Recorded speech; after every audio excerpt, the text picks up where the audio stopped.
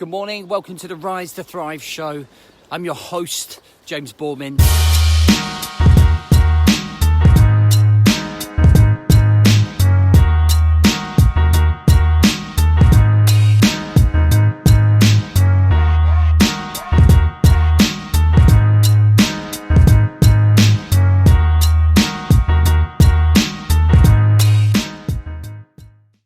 If you're coming through, please do drop a like, drop a comment, let me know if it relates, and do share.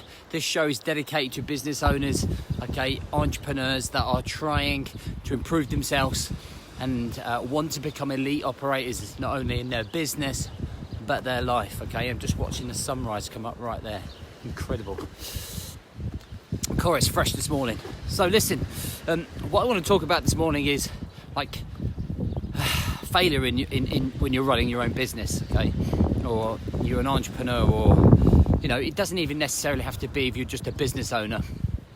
It can be if you're in business at all and you're thinking about your career. And in terms of that word failure, that's a pretty ugly word in my eyes. And since I've been in business, I was very arrogant to think that I actually never really did fail. Which was ridiculous, and I used to listen to people who were influential to me at the time saying, look, you're going to hit some failures, you're going to hit some stepping stones along the way that you're going to overcome. And I was like, well, I haven't failed yet. And then really I just didn't recognise those failures in my own business. Now, I don't like to use the word failure. That's like the first thing. I always think it's a failure if we do the same mistake twice, right? What I feel we are doing is learning. So it's a learning speed bump. Many times that you will go through to get to where you are today, you will have to have made decisions that have led to you learning, not failing. Remember, it's only a failure if it's done twice. But I think so I want you to think about when you go to the gym and you're trying to create muscle, what you're going to have to do when you do your bicep curls or you do your squats, you have to break down microfibers of your muscle for them to come back stronger, right? We're breaking it all down and you're tearing it down. So in the long run, you're building stronger muscle, bigger muscle. And that's kind of how I look at it with business, right?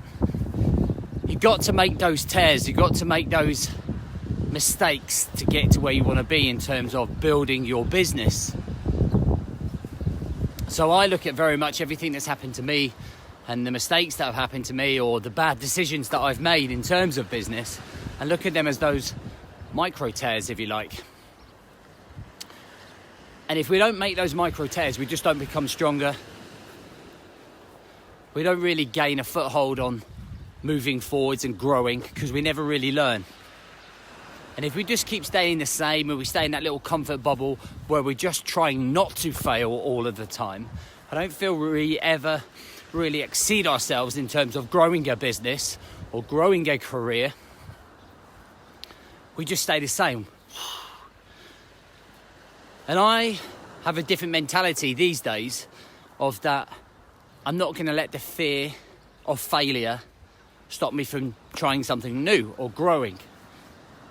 And that's worked out pretty well because I've actually learned more about myself and what I'm capable of and just how far my brand and my business can go by letting go of that fear of failure. Because when we have that fear of failure, we overthink things. We don't follow through on things. We don't go all in on a project. We sit around overthinking it and what could happen and what could not happen instead of doing the process, going through the process, finding out a little bit more about the process and yourself and adjusting and adapting and overcoming so that later down the line you become much better at it and you move along a lot quicker. And I think one of the reasons many businesses stall is because they're too busy overthinking what could happen. They're too busy thinking about the failures instead of going, right, let's just fucking do the process and let's get amongst it. Let's figure out what happens. And that's the same process for anyone who's on a fat loss journey, for anyone that's on a relationship journey. You don't know whether the person you meet's going to be the right person. You can't say that you love them right away. So what are you going to do? You're going out for dinner, you're going to go out on dates, you're going to meet the parents, you're going to do other things, and before you know it, you're in love. Same with the fat loss. You don't really know what your purpose is, what your drive is, what your goals are, until you're in the process and you're going along with it and you're following this process and you're learning more about yourself, you're learning what exercises you like, what foods you like. But if you didn't do anything, you would never know in that relationship. You would never know in that fitness arena what you like and what you don't like. You wouldn't grow as an individual, and that's exactly the same for your business. Unless you're in the process, unless you're trying new things, unless you're testing and adjusting, adapting and overcoming, unless you're looking at failure as learning, then the business will just never grow, right? You'll never get to where you want to be. And I love the failures. I do, I love them, because that's another tick that I'm not going to go back to. I'm not going to make that fucking same mistake again. So now what? Let's go at a different angle and let's learn and see if it works. So try and change your relationship with the fear of failure in your business. Don't look at past mistakes or decisions that haven't really worked out for you as a bad thing. They're going to create you and your masterpiece, that is your career, your business. And I think that's important, because you can then operate on a playing field, on a level where you have no fear and nothing can stop you.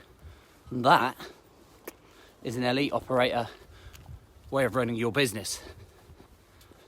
I hope that helps. If it does, let me know. I'd love to know what your thoughts are, whether it's your own career or whether it's your own business. All right, guys, have a great day. Catch you soon.